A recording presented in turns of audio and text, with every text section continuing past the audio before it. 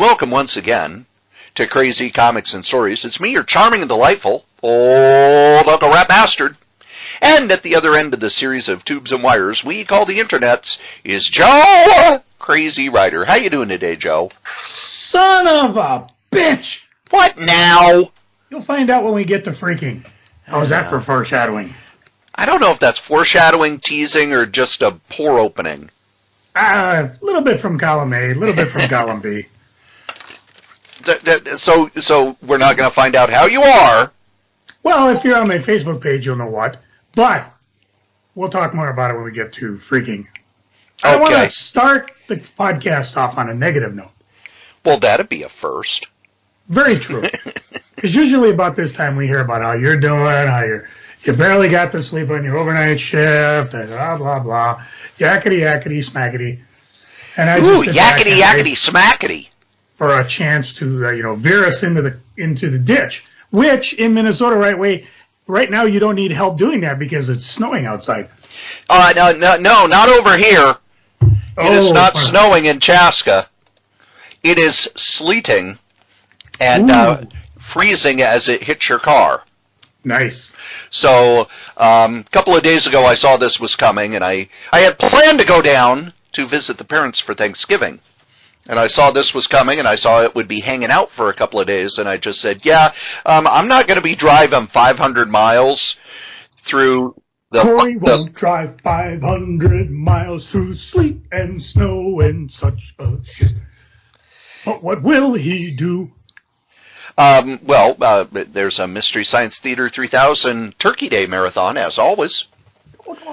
So by the time this wonderful show has aired, we will have watched all 6 episodes, which I guess has a lot of details about the new version of Mystery Science Theater 3000 that'll be showing up on Netflix.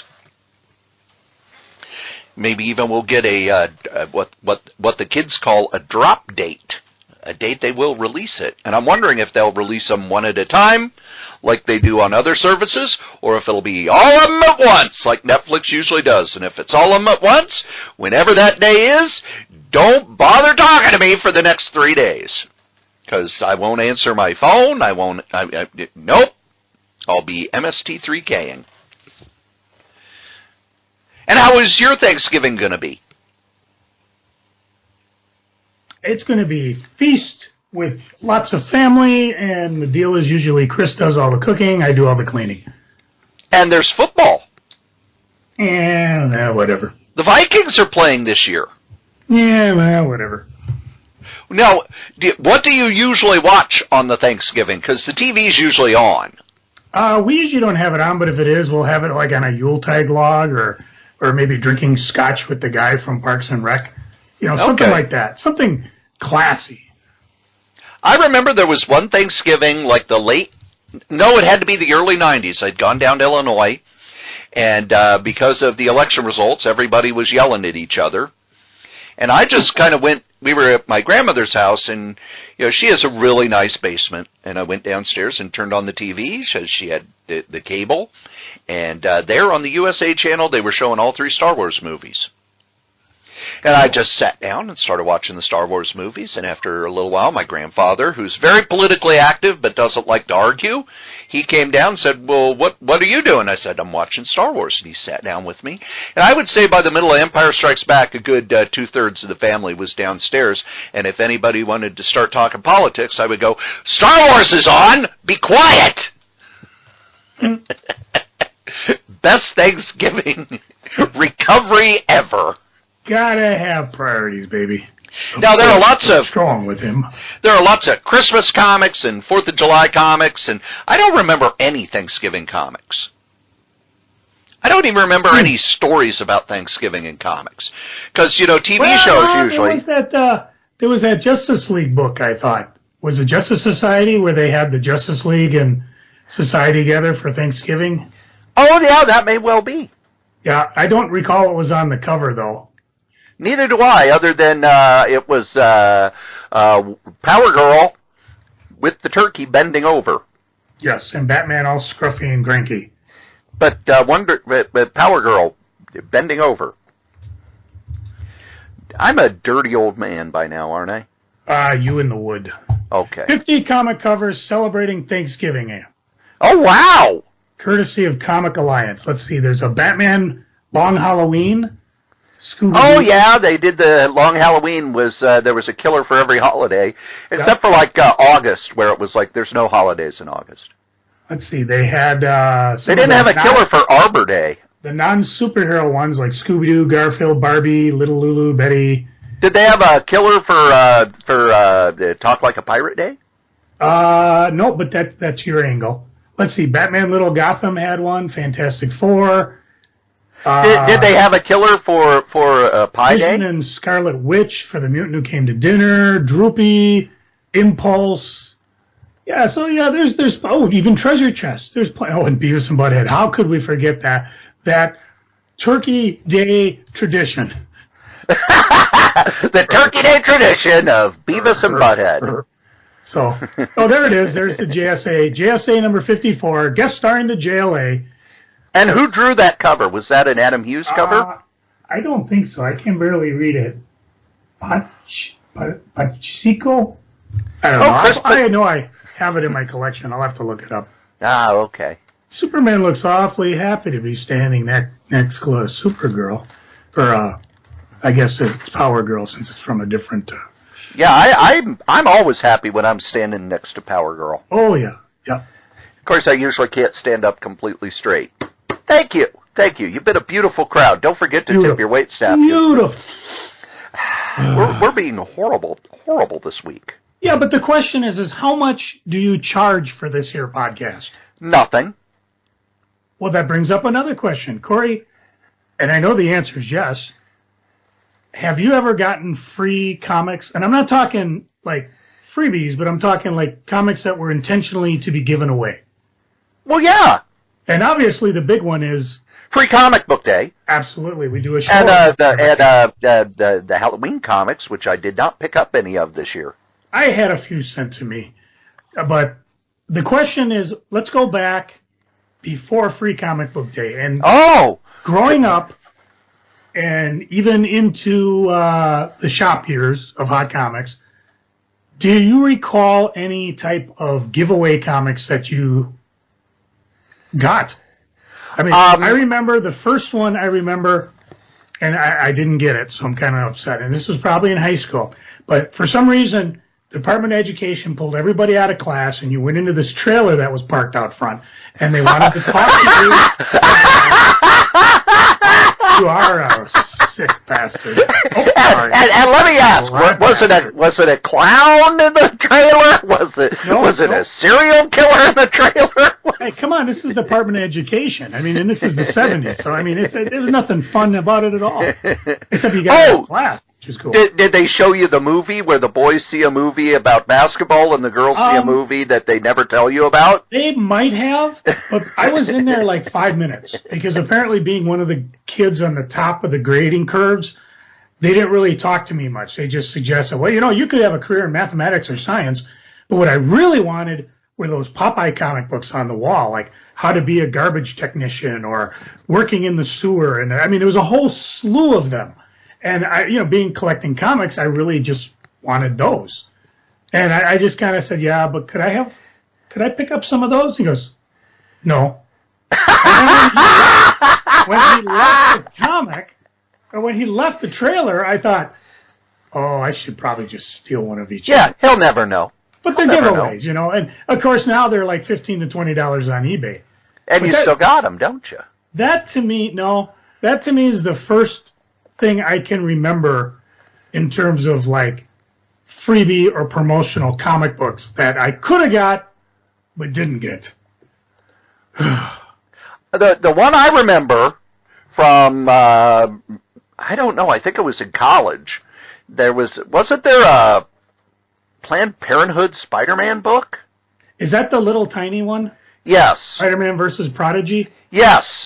I have that actually on eBay. It's funny you mentioned that because, let me see if I can find it. There it is. Amazing Spider-Man versus the Prodigy actually came out in 1976. An educational comic book giveaway. Educational. From Planned Parenthood.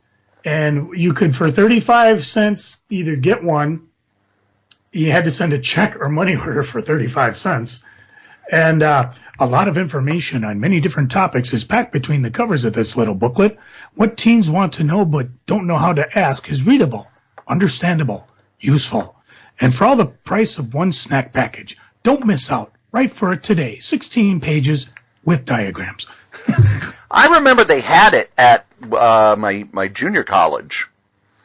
Yeah, and it's a small comic. It's like 5.5 by 6.5 inches. It's not your typical one. I don't have it anymore. If I do, it's in a box somewhere. I don't remember where. And I'll be saying this throughout the podcast, but if you want one right now, I do have one on eBay. So, so this whole podcast is just going to be you shilling your wares. Well, not necessarily. You're going to be a filthy capitalist the entire podcast. I will. There are other comics that I don't have that I do recall sending away for. One of them was the Untold Tales of Batman, where you had to send in 2 box tops to General Mills, and they sent you an undersized copies, 3 of them, of the miniseries Untold Tales of the Batman from, I don't remember what year that was. It was 81 or 82, because it was when John Byrne was kind of having a piss fit at Marvel. So we went over and did 1 issue for him, and then he made up with Jim Shooter and came back, and Jim Aparo did the rest of it, if I remember correctly. You know, and the funny thing is the original issues are quarter box stuff, but the serial issue are $5 to $10 if you can find them, because they're really hard to find. Jerome's got them. They're still doing it. If you were buying General Mills cereal on the Batman versus Superman, all 4 issues. Batman versus Superman? Yeah, they did a Batman versus Superman promotion when the movie came out. Oh, yeah. That's where the cereal was, yeah. Yeah. But just now they had one, hang on, let me find it. It was the Justice League, 9 issues in General Mills cereal giveaway. And, of course, the problem was is you didn't know which issue was in which box. And I ended up with, like, number 9. And the funny thing is some of these things are going, like, for $25 on eBay because nobody got it. Although 9. I think you could. It's just weird. Number 9. Now, the question I have, Cory, is you're a comic book nerd. A newspaper reader, right? Yeah. Did you get your free copies of Amazing Spider-Man 1? No. How about Amazing Fantasy 15? No. You didn't get any of them? Did not get any of those. In 2006, they actually had a newspaper collectible series, 1 through 14, of various reprints of Spider-Man. And I saw they were in the Times in New York, and San Diego had them. Denver might have had them. So you missed out. You could have had an actual Amazing Fantasy 15 in your grubby little paws. But yeah, I know. No, I screwed up, didn't I? You done did. I failed. We should be used to that by now on this here podcast. Did you ever do the Carlton Chew giveaway? No. I didn't do a lot of giveaways because I didn't have the patience. Oh, see, for me, if it was free, I would send away for it. I mean, I sent away for that. I remember there was the Spider-Man Venom, which I think had something to do with UNICEF. Malibu did a Heroes Relief where you had to mail away for it to get it. Yep, I remember that one. And then there was that Image mail-away thing that destroyed so many comics. Yeah. Yeah, you had to do the coupon for Image Zero, and I believe you actually got it just for... Because one of the issues never came out. What a shock. Let's see if I can find it. Image screwed up? That's impossible. Shocked, I tell you. That's impossible. No, I don't see it. There were other ones, too. I know, what was it, Bravado from Malibu?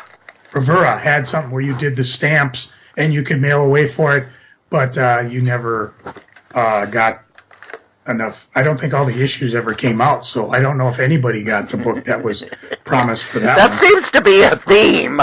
Yeah.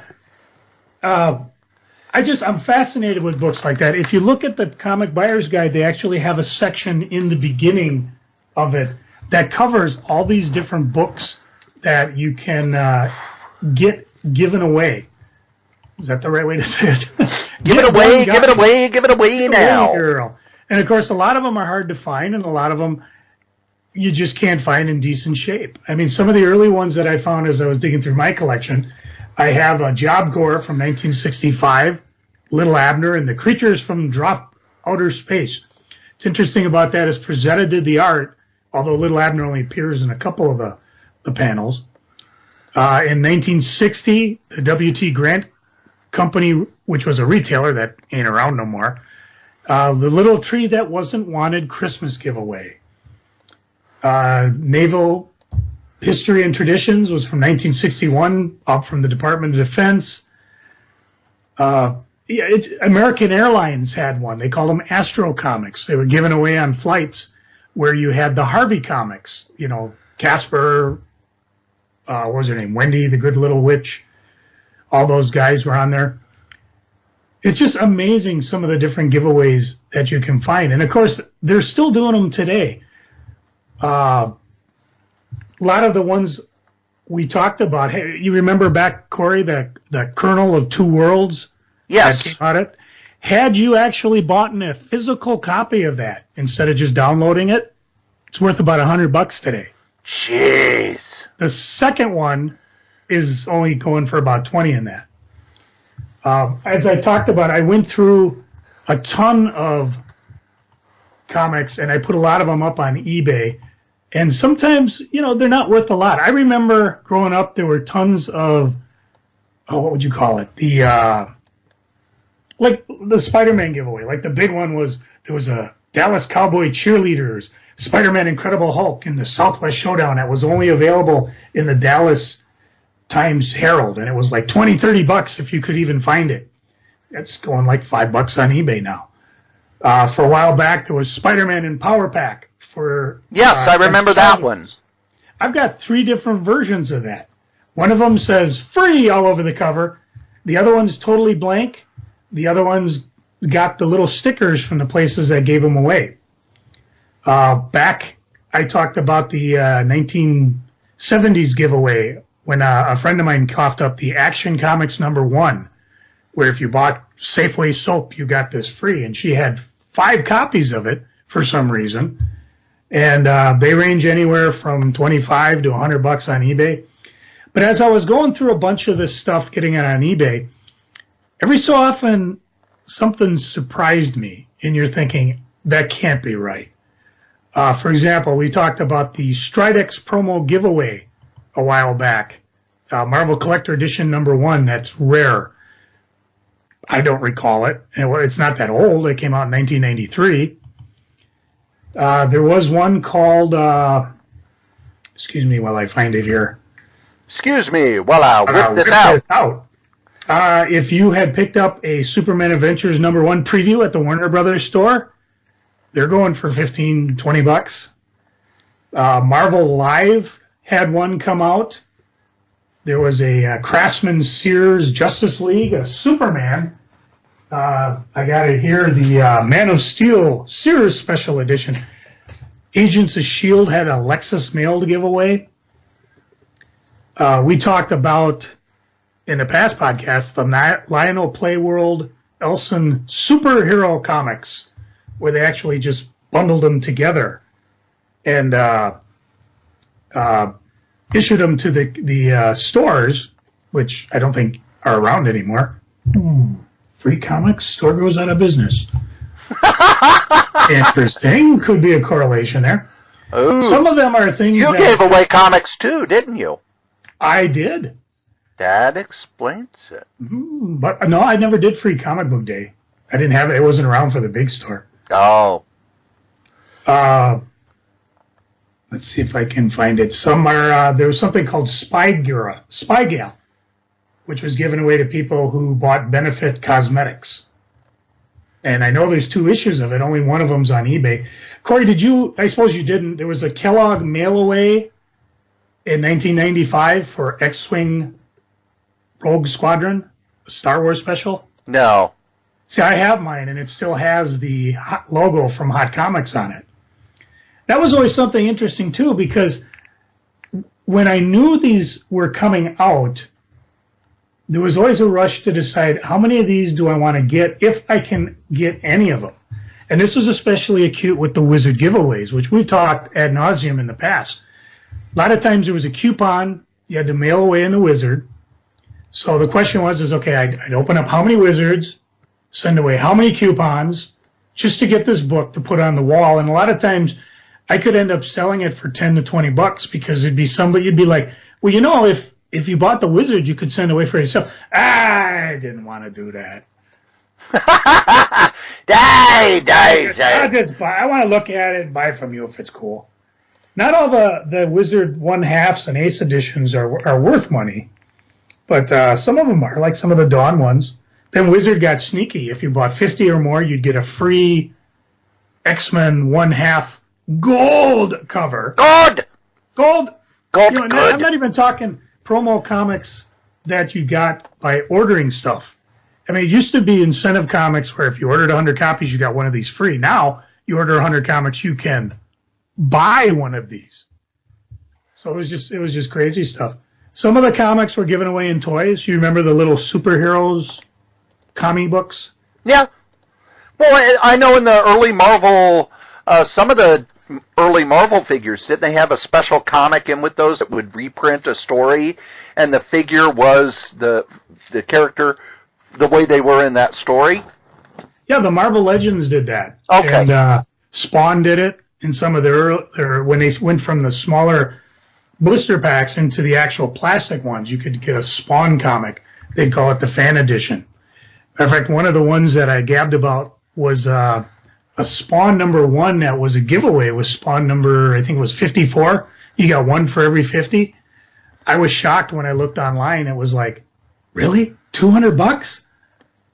The one that really surprised me, they had one that was apparently given away at Target for St. Jude's Hospital, which is a children's research hospital, called America's Superheroes. I can't even find it in the guide or on Atomic Avenue, but they have them on eBay. And the one I got, wherever the hell I got it from, has Stan Lee's signature on it. I know I didn't see Stan Lee and have him sign that. So Are you sure? I am, because I recall every time I saw Stan Lee. Did he wave at you? He said, you know what? You should actually get a picture. It's not every day you get a picture with the president of Marvel Comics taking it. Now, when you did see Stan, did he say, according to the documents I have, you're supposed to say 500 yards away from me? No, I never did have that. That's just you. Cory, did you ever get your copy of Batman Detective Comics number 27? No, I did not, but I know you got them with your Oreo cookies. Well, this one you actually got free from a comic store if you showed up on Batman Day. Yes. I've heard of those, but do you remember where you would, if you bought Oreo cookies and sent in the proof of purchase, they would send you a copy of that, because they ran ads for that in the comics. That was and then people would bring them into comic shops and try and pass them off as the original Batman Detective Comics 27. That was one of those that was very, very expensive to find, and then they found a warehouse full of them, and the price plummeted. And right now, let's see if I can find it up here on the old eBays. The cheapest one right now, they're hovering around $30 if you really, really want one. I'd rather have the Oreos. Really? I'd rather have the original myself. Well, yeah, but I'd rather have the Oreos. Did you send away for your WWE WrestleMania Undertaker comic? Yeah. That's because you had it you when it came over to my house. Yeah. And that was back when you bought pay-per-views. You sent in a coupon. And the interesting thing about it was that particular one was the cover was done by Jerry Lawler. And was it any good? I don't know. I can't even find it in my collection. Oh, okay. Now, not all comics were free, you know. Marvel and DC once did a thing where their comics were ultra dirt cheap, and I didn't tell Joe about this. I'm dropping a bomb. I'm dropping a bomb. In the new previews, because it's Image's 25th anniversary, all of the comics from Skybound that month will be 25 cents each. Ooh. So Walking Dead, Invincible, everything from that part of Image. So I wanted to ask a tale from the shop. Joe!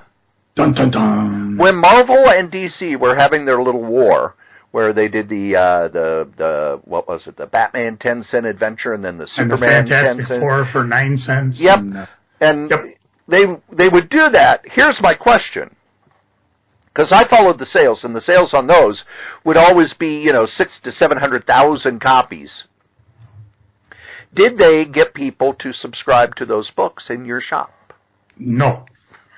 Maybe that's why they quit doing it.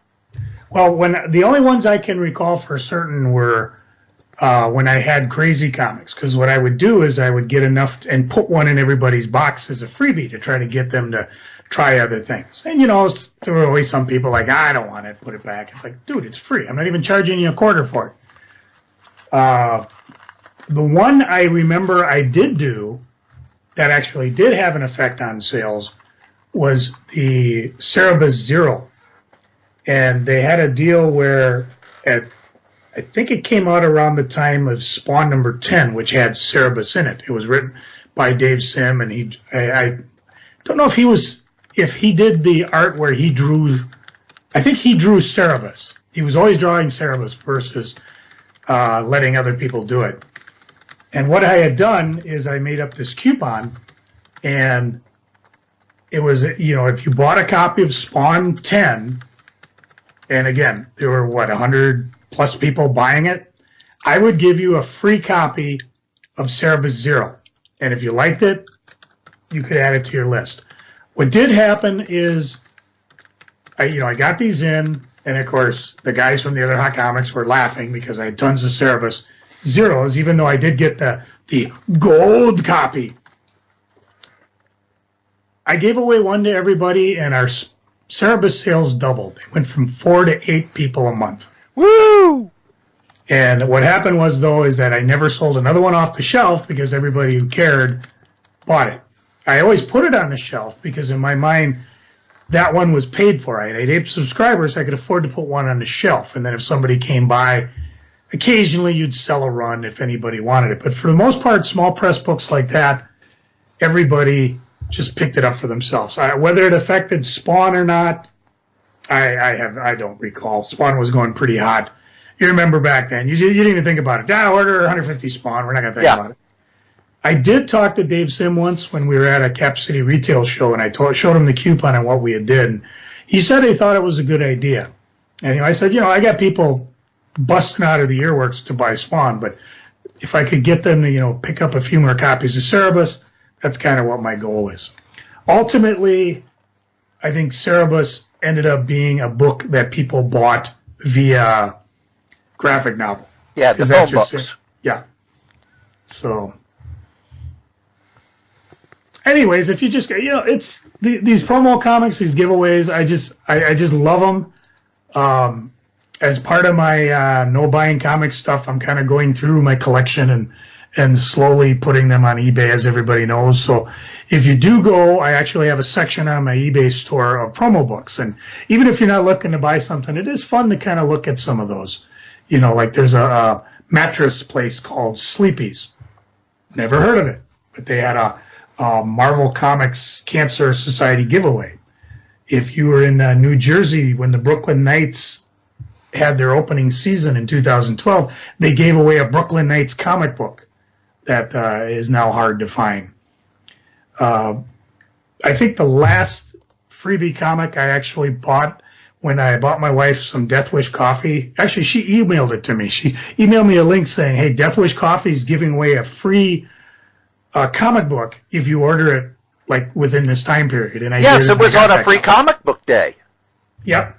And I did get the comic, and I had it, but it disappeared. It's called Odin's Son, and, when it first came out, $30-$40, and now it's like, well, you can get it for $10 or less, Heck, you remember the Matrix one. Oh, yeah. That was a bad word. Some of these I'm confused. Which is weird because the movie was an R-rated movie. Yeah. So, and it was an obscured bad word. I mean, you had to look for it. I looked for it and finally saw it after I went online and somebody told me where it was. I'm always confused. A good place to pick these things up, of course, are San Diego Comic-Con and the New York Comic-Con, because that seems to be where a lot of these are coming from now. They jump online and they go up in price. Sometimes you just got to be lucky. Like I was saying, I was going through all these old books, and I actually emailed Cory this one. I found one called Amazing Spider-Man, guest starring Spider-Woman, from Acme and Dingo Children's Boots. No idea where it came from, but that one is worth $100 if you happen to have one lying in your collection. So, by the way, Joe, see, I like to do the Ask the Joes, but I don't give it a title. Do you remember who was in the ads for Dingo Boots in the comics? I want it. I want my own. Well, no, I guess I got eBay and Tales of the Shop. Okay, you don't have to have a special Ask the Joe, because it's not as much fun as Ask the Strode. And the answer is no. It was O.J. Simpson. Oh. It was a drawing of him with 3 feet. Really? Yes, and I don't remember what the gimmick was, but it was Dingo Boots. O.J. Simpson likes them. And it's one of those things where you look back now and you go, oh, well, that certainly has different implications than it did in 1979. Yeah. Well, and there's other ones, too, where, there's like the Twin Towers in the background and things like that. By the way, if you're looking for a Dingo Children's Boots, the cheapest one on eBay right now is $100. That's for the comic. What about the boots? That's good. What about the boots? Well, let's take a look.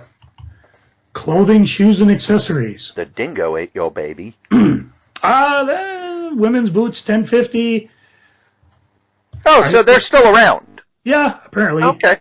How about kangaroos? Do you remember kangaroos? Do you remember those tennis shoes? Nope. They were had a little pouch on the side that you could. There was a flap, and you could unzip and put something in the little pouch in your shoes. And the reason I bought them, here's how big a nerd I am, Joe. I didn't buy them because they were the cool hip things for teenagers, because I was no longer a teenager. I bought them because they had a special arrangement with WCW, and they actually made boots that were like high-top sneakers except taller, that had the little pouch on it. And at the time, it was impossible to find Converse high tops. So it was, well, if I'm going to have high top sneakers, might as well have those. And people were actually, where the hell did you get those? Oh, you got them at a wrestling event. Well, do you remember March of Comics?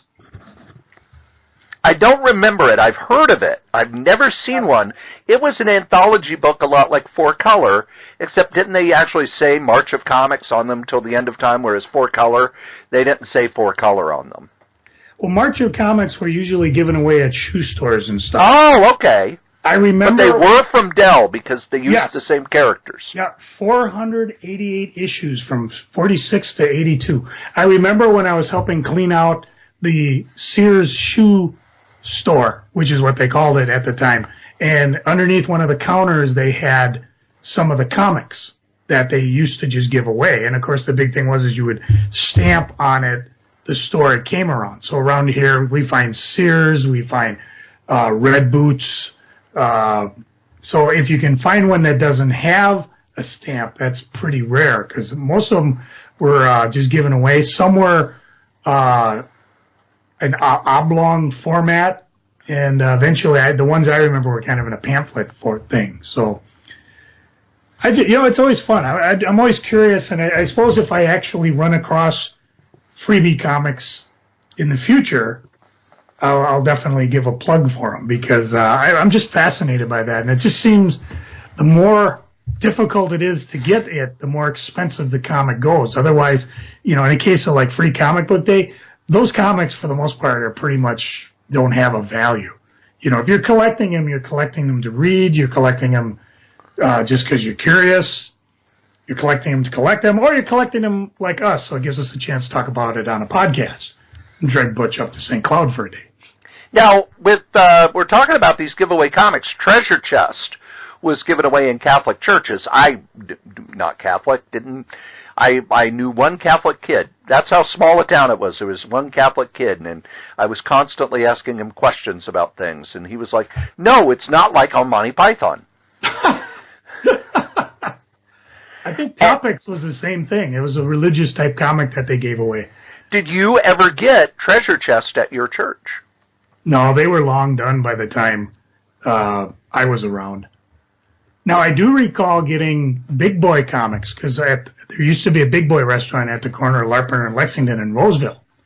And it was the same thing. You know, I asked, do you have any? They don't. And then he found some that had slipped between, you know, the counter there, and he gave them to me.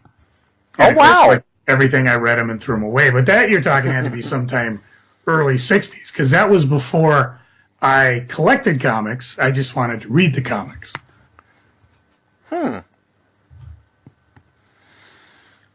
I was Methodist. We didn't have giveaway comics. See, you weren't cool. No, we weren't. No. But we still like you anyways. And now that's why I'm an atheist, because they didn't give me comics. See? I told you.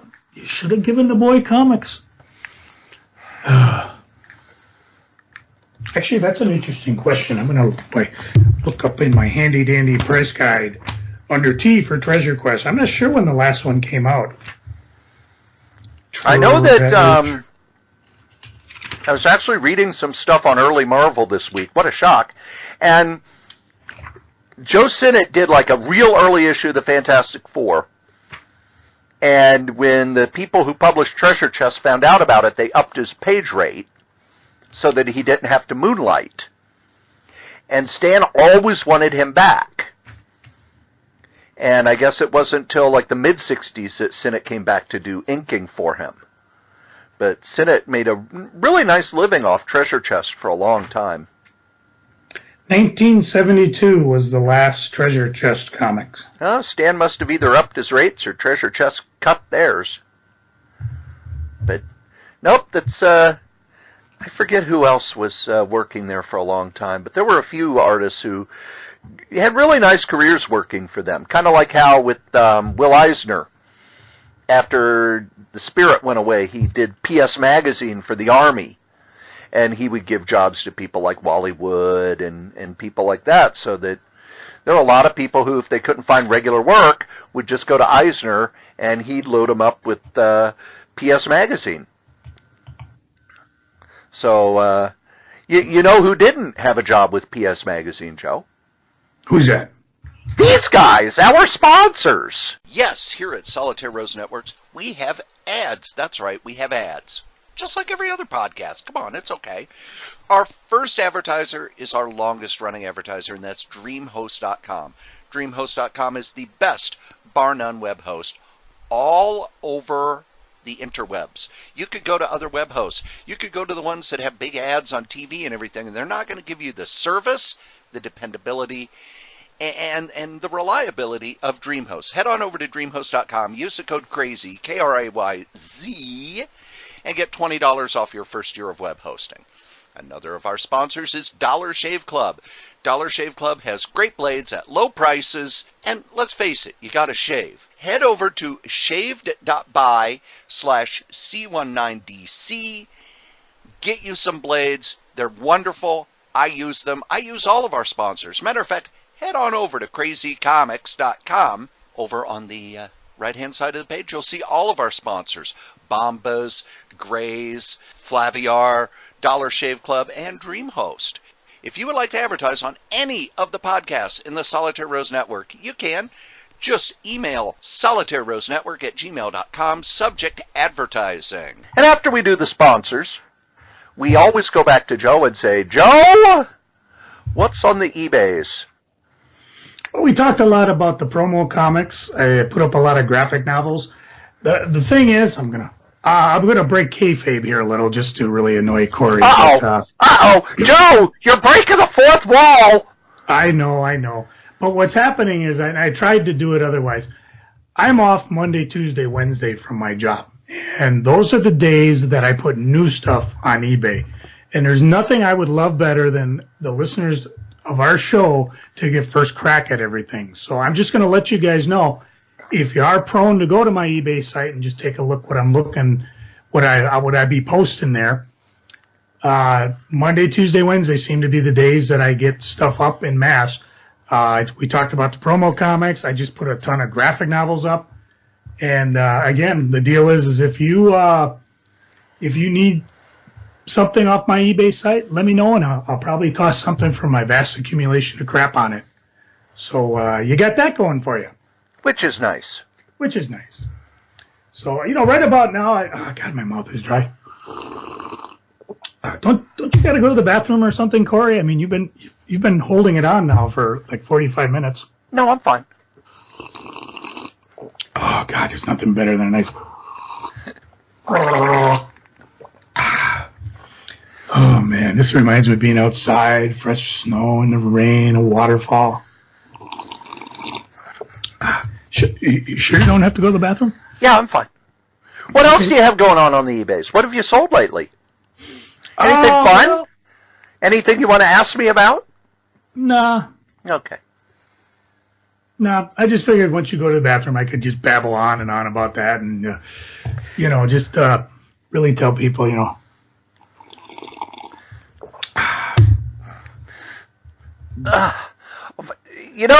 For some reason, I really need to go take a leak. Oh, okay, we'll just hang till you get here. All right, fine. I tell you, the guy's weak as water. Okay, here's the deal. Here's what I want to talk to you about. Folks, I want to do an all-episode of Ask the Strode, but the problem is I don't have a lot of questions to ask the Strode. So what I'd like to do is to have you guys send me any questions you want to do, and I won't show Cory ahead of time, and we'll just see just how smart this vast accumulation of knowledge is in his head. Go ahead and either send it to me at my Gmail account, which is crazycomics@gmail.com. Send it through the eBay webs. If you post it on our Facebook page, I'll try to get there before Cory does and take it from him. But let's, if you think of anything or you've been dying to ask him a question, just go ahead and send it to me. Don't use the email link that Cory puts in the ads, because that will go right to him, and he never shares your comments with me. I don't even know if you guys like me or not. Cory just keeps the comments to himself. He is a selfish rat bastard. So, anyways, go ahead and do that. We'll see what we get, and maybe beginning of the year we'll have an all-surprised episode of Ask the Strode. It's quiet. I think he's coming back. I thought for some reason maybe next thing I knew you'd be putting my hand in warm water while I'm sleeping. Ooh, hang on, I gotta write that down. And warm water, sleeping. Okay. So you're all done with your segment? Well, I could go on, but I think we've done enough. All right. You know what that means? Brings me to my favorite part of the show. No, not when Joe tries to get me to go to the bathroom again. It's freaking a geeking. Joe, what are you freaking on? All right, I'm going to try to channel my best Jackie Gleason, a.k.a. Smokey and the Bandit. Some bitch hit my truck. I come out the other day and going to give my daughter a ride to her school, and there is a debris field in front of my truck with a line of antifreeze from where my truck starts, backing up 10 feet and driving off down the street. Middle of the night, some bitch just smacked into my truck. I got to admit, though, when I finally looked at my truck, the debris field was more from their car than it was from me. Folks, if you're going to be a dumbass and hit a truck, don't be driving a small car. The bumpers are made of steel.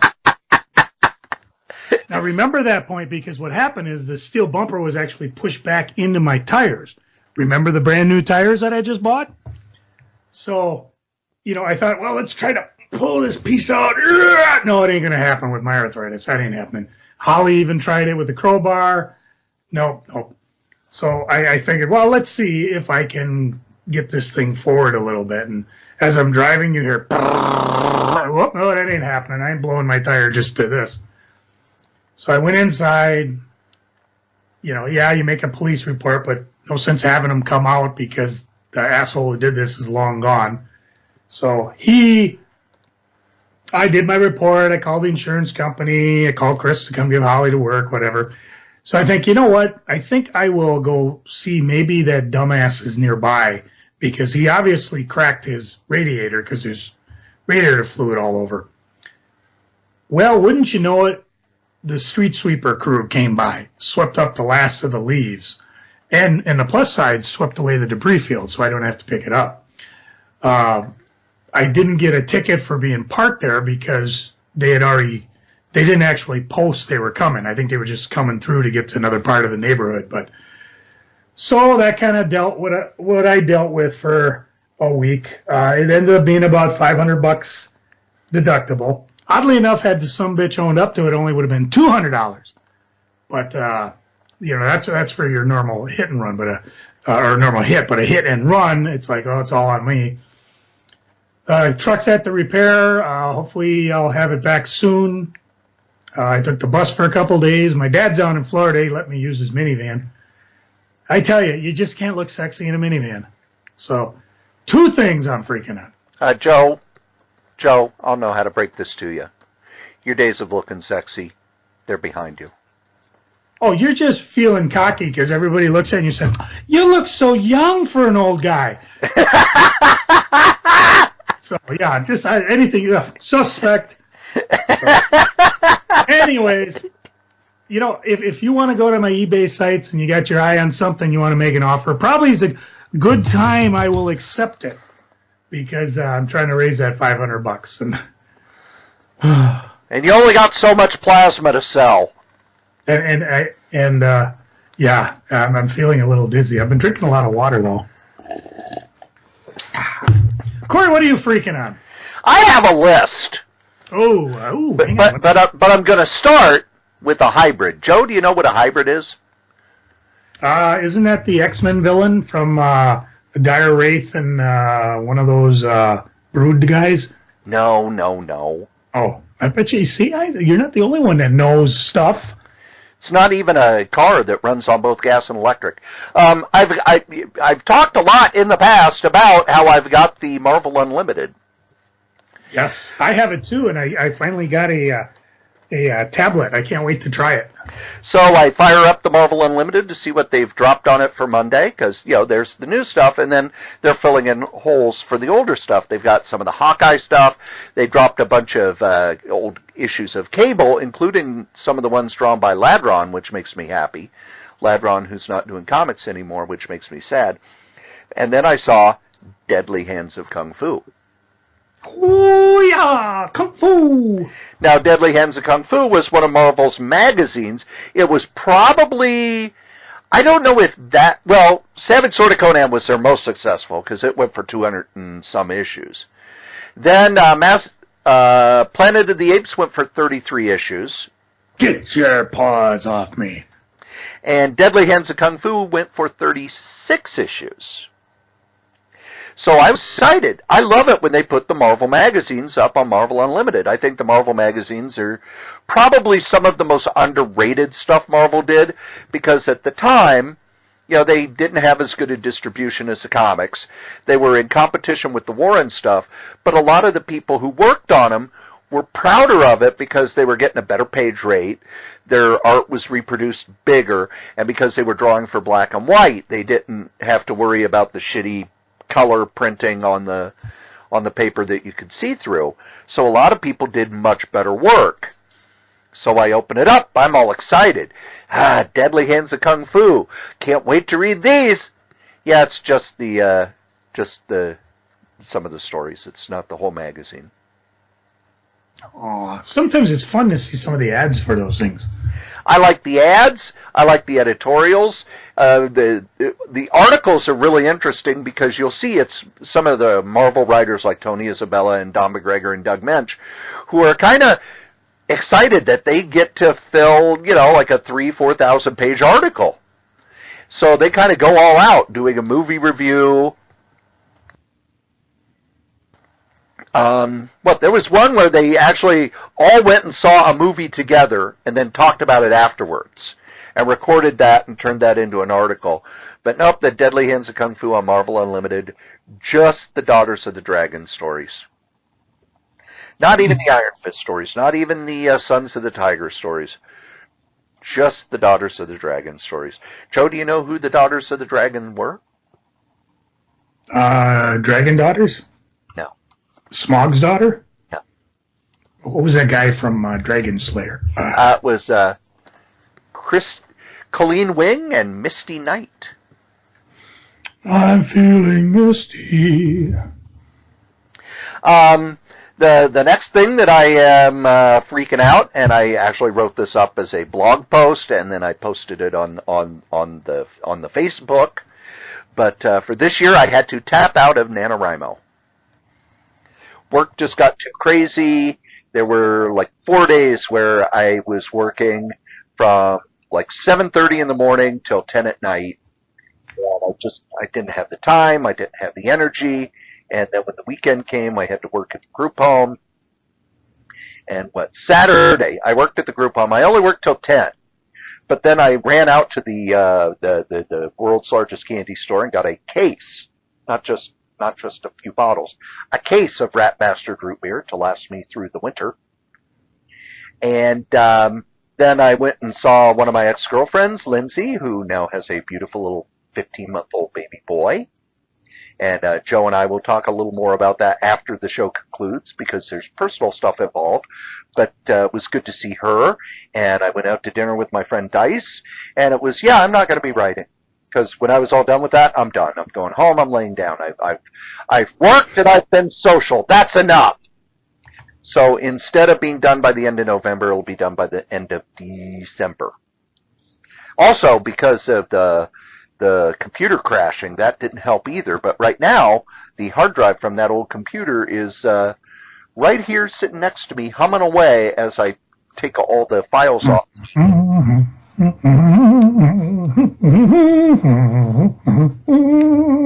All the pictures, all the audio. Our much waited for fill-in issue. Not just that, but a couple episodes of Novelcast are on there. An episode of Solitaire Rose Radio's on there. It's all going to be saved, all saved. But that's not a freaking. The freaking is that I did not have time to do NaNoWriMo this year. And then the last thing that I am freaking on. Joe, have you been going to the comic book news sites? Like Newsarama or... Some of them are just, they're hard to read for me. I just don't like the way the graphics are set out. I'll go to look for an article. It's almost like, especially on the Facebooks, I'll see an article. If I don't link on it or read it, then I'll never find it again. So yeah, I don't really go on it. Yeah, well, I'm going to tell you something. You're not missing anything. Comic book resources has pretty much become either lists or, here's this cool movie, and here's this TV show, and here's this other thing, and even ICV2, which is for comic book retailers. Here are their headlines. Marvel Corner Box Variant Covers by Joe Jusko. Oh, okay, that has to do with comics. TNT orders Snowpiercer pilot. Black Panther, Han Solo, Deadpool 2, Mortal Kombat, Full Metal Alchemist. Geek Film News Roundup. Legendary Entertainment acquires Frank Herbert's Dune film and TV rights. DVD Roundup. Fantastic Beasts out-wizards Doctor Strange. Beyblade Burst premiere date set on Disney XD. People. News about comics should be under comic news. News about Beyblade Burst should be under TV. Or toys. Or bullshit Cory doesn't give a flying goddamn about. Parker Posey will play Dr. Smith in the Netflix Lost in Space? Whoa, suddenly I'm interested. Makes perfect sense to me. Suddenly I actually give a damn about it. That may be the first Lost in Space I've seen of my own free will. I had got me some love for some Parker Posey, but people who've known me for a long time know that. Did you ever read, I mean, you know the characters Lost in Space, right? Yeah. Did you ever read Bill Mummy's graphic novel that he tried to do through Innovation? He had a series going, and then they went out of business, but he released it as a graphic novel. You had to buy directly from him. No, I didn't even know he'd finished it. Yeah, I will find it and forward it your way because he at least knows the characters, and I thought it was done right. So there's hope. But again, that's not seeing an episode, that's reading an episode. That's a comic. That's a comic, which is what this podcast is all about. Yeah, but the comics news site, no news on the comics. Comics, sir. Nope. You know, the only time I go to CBR now, you know, if Brian Cronin, who used to do Comics Should Be Good, has an article that he's written, he'll post it up on Facebook, and I'll go from there. Or when the solicitations come out, because solicitations came out this week, I will go for those and read those. But for the most part, I don't go to the news sites anymore. Newsarama's a waste of time. CBR's a waste of time. Even Comic Alliance is mostly about movies and TV shows and... stop it! Even The Beat, you know, Heidi McDonald's website that's supposedly about comics, I'm going to go there. I'm going to read the headlines there. Okay, here we go. As it loads up, let's see here. She got the beat. Everybody, she got the beat. All right, there's an interview with a comic creator. Ooh, who? Daniel Aracon. Cool. Let's see, but there's Telltale's Walking Dead, New Frontier gets a release date. That's a video game. Zen Studios brings Walking Dead Pinball to VR. Angela Bassett signs on for Black Panther. Warren Ellis teases art from Wildstorm. Okay, that's actual comics. But yeah, it's even there. It's TV, movie, TV, video game, TV, movie. I get that you have to survive by clicks. But don't call yourself a comic news site if you're not going to have comic book news.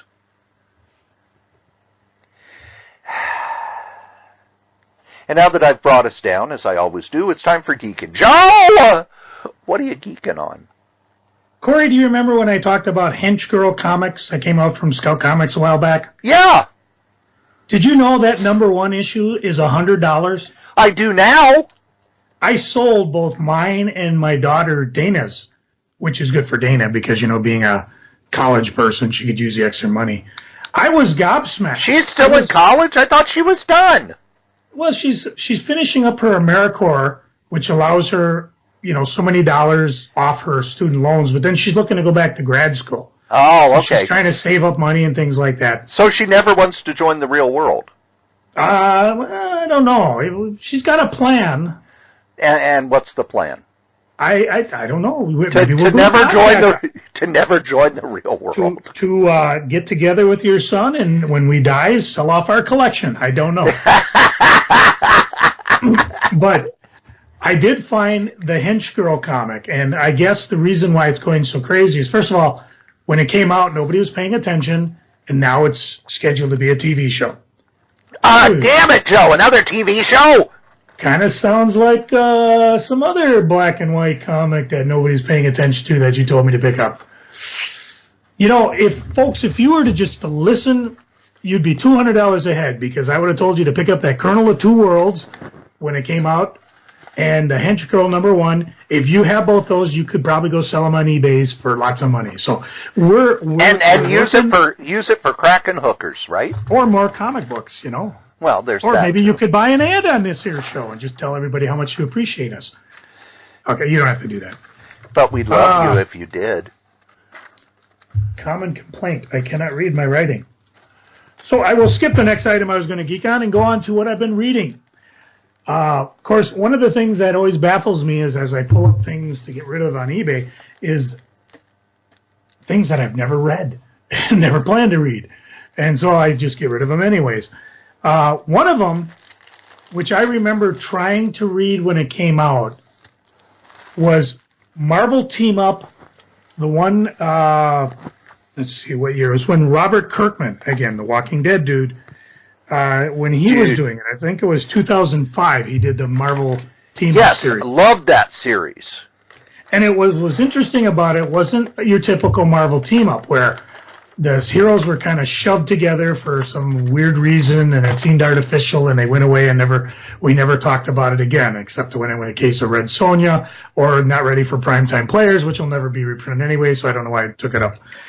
But this series, he went to, let's see, 25 issues, and it is just wonderful. Before I put them up on eBay, I read the graphic novels, and I just devoured through them. It was just fantastic. So again, if you want to go buy my graphic novels, fine. If you've never read it, check it out. Is it on Marvel Unlimited, Cory? Have you looked this one up? Or? I haven't looked it up. So definitely check it out. I mean, what's funny about it is that as you're reading it, heroes will make an appearance, and then we won't see them again for a couple issues, but it all ties together. And I mean, I know he's busy wrapping up Invincibles, writing the comic Walking Dead, running the show, money he gets off Walking Dead. So the odds of him coming back to do this. What is kind of cool though, one of the issues, Invincible makes a guest appearance. So again, 2 reasons to read it.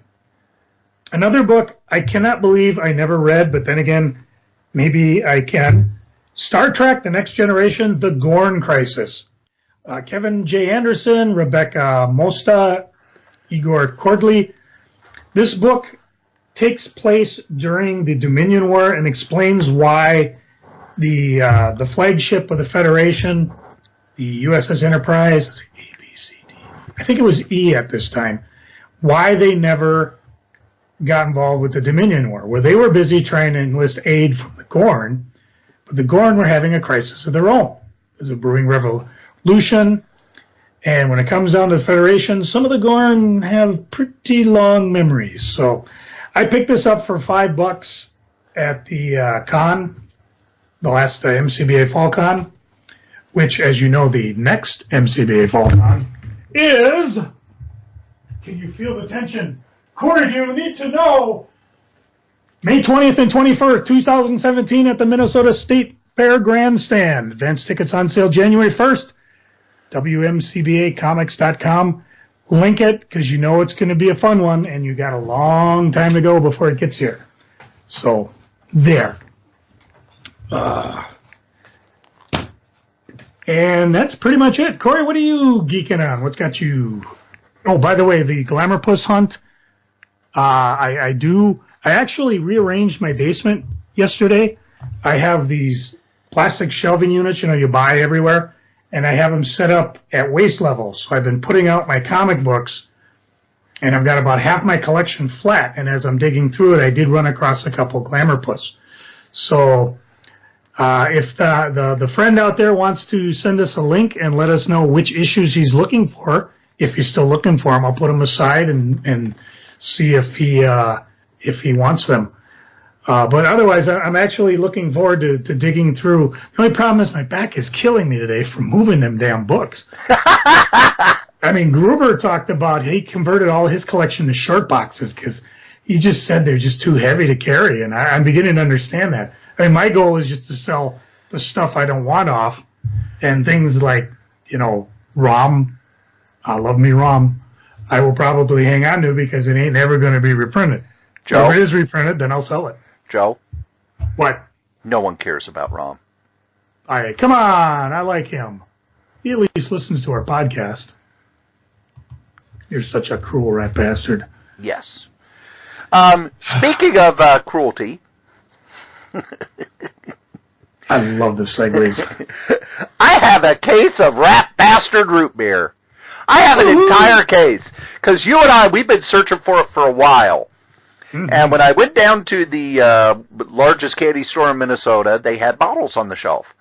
And I just bought a few thinking, I'll just get me some. And then you messaged me, hey, buy me some of that. And then the boy messaged me, hey, buy me some of that. So after I got off work on Saturday, I just went down and said, yeah, I want a case. And the person said, oh, well, what you do, you take one of these boxes and you fill it up with no, I want a case of that.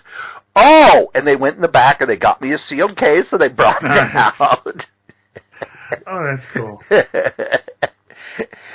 So I'm pretty happy about that, and the candy store closes this Sunday. And Joe, you have been talking about heading out there, so that leads into my next geek. And as of Thursday, I am off for the next 4 days. I am off Thursday, Friday, Saturday, and Sunday. Cool. And I'm going to be rearranging some stuff in the house so it doesn't look like a hobo lives here. I'm going to be cooking pretty much all day on Thursday. There's the MST3K Marathon. I still haven't finished the first season of Daredevil, let alone watched Jessica Jones and the second season and Luke Cage. So, I'm probably just going to be camping out and watching stuff and taking care of business here at the house and recording about a bajillion. Taking care of business every day and working overtime. Oh, yeah. And recording about a bajillion podcasts. Yeah. So there's that. Joe, do you know who Professor Elemental is? Wasn't that the real name of the professor on Gilligan's Island? No. Joe and listeners, what I would like for you to do, this is the interactive portion of the show. This is where we will all be using our internets, unless you're listening to this at the gym or in the car. If you're listening to this in the car, for the love of God, pull over and look it up. Go to YouTube and put in the words, fighting trousers. Wow, that sounds really bad. And while Joe is doing that, I will also say that I know that the person who plays Professor Elemental is a big comic book nerd. And I will explain how I know this. Joe, have you found the video? I have found the video. All right. Please, if you will, press play. I cannot. Why not? Because with my headphones in the podcast, my speakers get overridden, so I can watch it, but I can't hear it. All right, well, you can at least watch it. It is what they call chap hop, which is rap, where the gimmick is that he is talking as if he were at the Victorian era. He raps as if he is a scientist in the Victorian era. And this is where the song Fighting Trousers is about him taking on another person in chap hop, where he must fight them.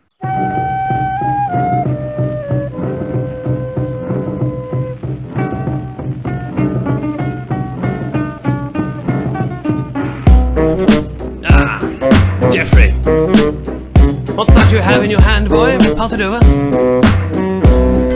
A telegram. Oh dear.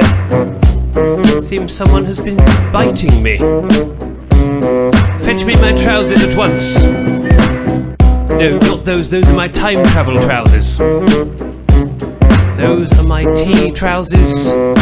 That's it. Those ones. My fighting trousers.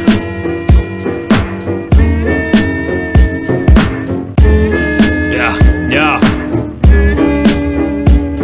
Dear sir, regarding your recent foray into the rap business and the scene you portray, see, I don't normally approve of war games, but he's biting is what they all say. And by Harry, they might be right. This is hip-hop, not an Elvis night. Shelve this professor impersonation. Let it end now, it's impertinent waiting.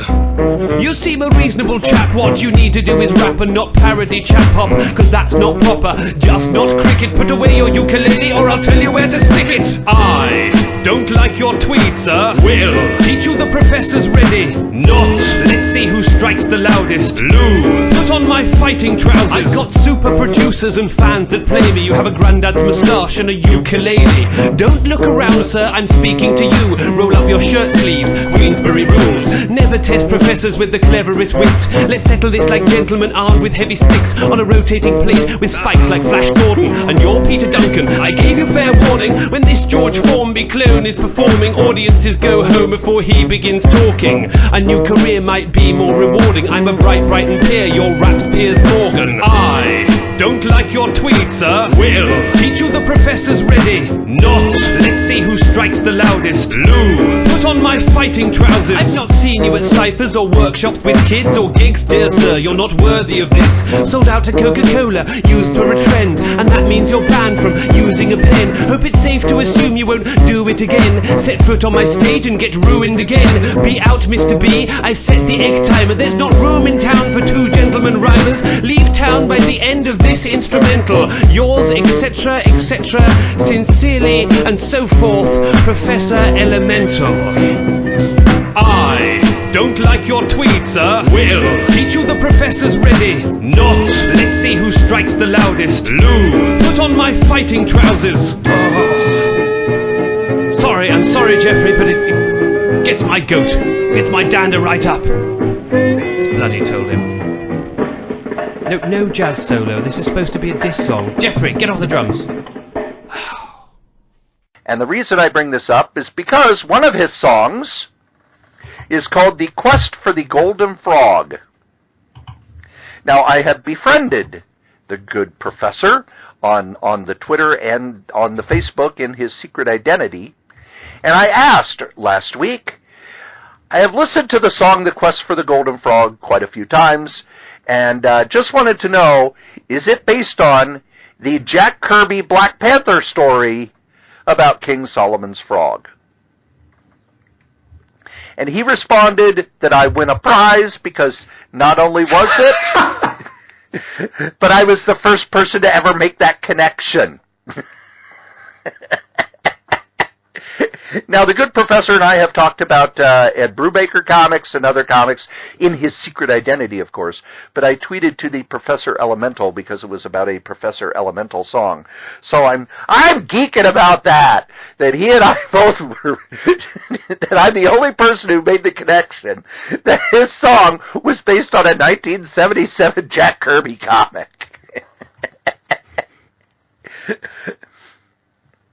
Wrestling-wise, Joe, do you still have the WWE Network? I may never be able to get off it. As part of my changing of my emails, I want to put my WWE account into my new email, but it keeps telling me I don't have an account when I put in the email and say, well, send me my password link. So what I'll have to wait is for one of these here... what do they call it? Hey, we have to send you a new card because all your information has been compromised for the 250th time. By Target. Yeah, that's how I got Marvel Unlimited off my case. So, I remember I was geeking or freaking about that when I was trying to get in there and put the new card number. It's like, your old card number doesn't work. Yeah, I'd like to put in a new number. Okay, put in a new card number. Okay, here it is. Your old card number doesn't work. Yes, I know that. I want to put it. So finally, they just canceled the account, and then I was able to re-up it. But then oddly enough, they linked to my old account. So everything like the 3 comics I bought when I was on the road, one of them I think was Avengers vs. X-Men 12, I still have access to. So no, I do have it. If you are a wrestling fan of any kind, shape, and form, you need to go and do NXT TakeOver out of Toronto and watch that immediately. Stop this here podcast and go watch it. Oh, sweet Jesus, I got a drink after watching that. It was one of the best wrestling shows I've ever seen. And Bobby Roode, who down in TNA was kind of, oh yeah, he's okay. He's they use him so well there that you're like, wow, this guy's amazing. But the final match between Samoa Joe and Nakamura, it's their second match. The first one was really good. This one was off the hook. And you also get a great women's match between Asura and Mickie James. Mickie James, who hadn't been in a WWE ring in years and years and years. really good in the ring, really great match. The NXT takeover shows are every time they have one, and then there's a pay-per-view the next night. The pay-per-view the next night, I kind of go, yeah, it was okay, but man, NXT was great. By the way, if you were waiting for the big build-up to Goldberg versus Brock Lesnar, you were kind of disappointed. I don't know. I think it was a combination of swerving people and maybe just milking it so it goes on a little more. All I know is I was watching it when, that's it? That's it? You could have given me 90 seconds for your $1 million. Really? Really. And you put that on at the end? You know, if you're going to do that kind of crap. Whoa. This is geeking, not freaking. You had your chance. No. If you're going to do that, you should have put it before the really awesome 70-minute match that came right before it. Because then people wouldn't have got to the end and went, what? People would have got to the end and went, oh, wow, that was great. But man, that NXT TakeOver show blew me away. I have 4 days off, Joe. I got 10. I have 4 days off, and I'm getting paid for all of them. I think I am too. Plus, I get holiday pay, so that means instead of blowing 10 hours vacation, I'll get 10 hours comp to me. Yeah. For me, it's okay. I get Thanksgiving and the day after. Those are regular holidays. And the group home, I'm just doing sleep shifts. So I'm getting 8 hours. And all I have to do, I go in at 10 o'clock, I sleep, I wake up at 6, and I leave. They were trying to get me to do more, and I just can't. I'm burned out. And I also know what's coming, which I talked about. Did I talk about it on the show or just talk about it with you? No, I just talked about it with you because I just talked about, I gave people's names and stuff. December looks like I may not be home much at all. Because we've lost 3 overnight staff in the last week. And the person who does the scheduling, because I said, well, if you need me, just let me know. I'll make sure my car is packed and stacked. And she emailed me back and said, yeah, pack your car. So, the good thing about that is, it means I can afford more comics. Bad thing is, I don't have time to read them. The good thing is, hey, I've got 4 days off. I'm going to be reading comics pretty much the whole time.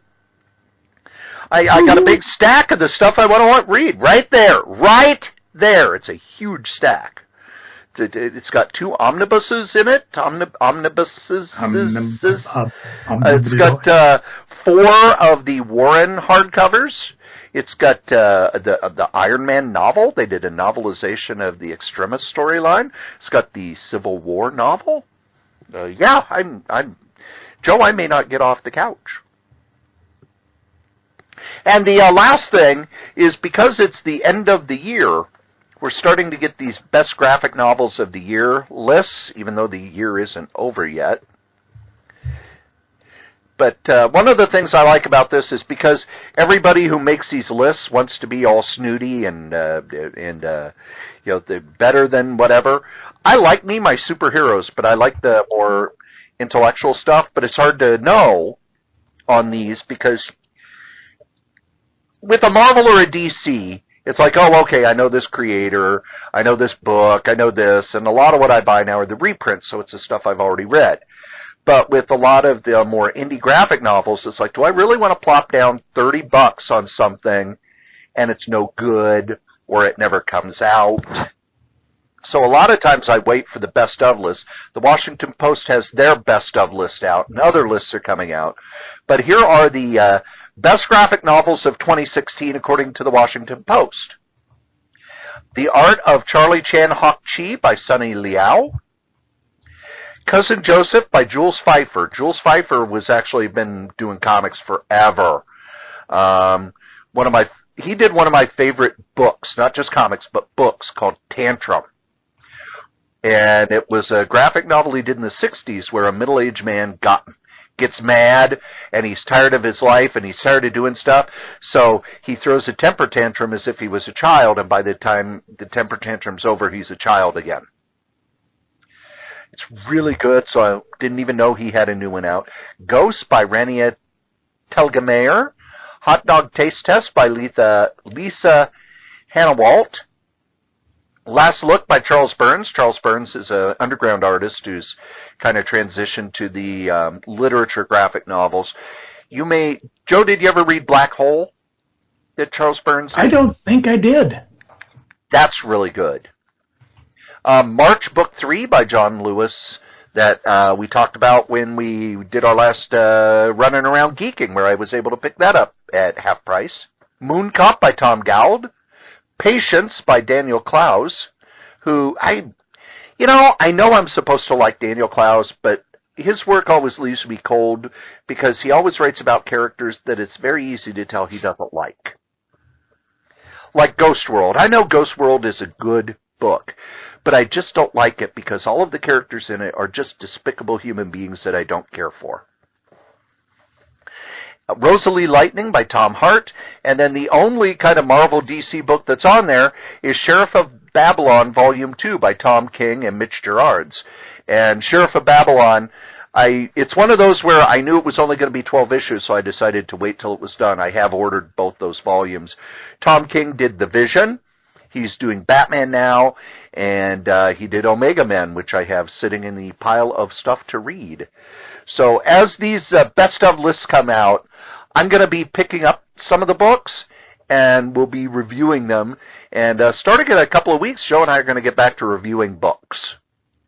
We've had a few comics sent to us that I will be sending over to Joe so that we can do reviews again. Joe, you didn't have a single Ask the Strode.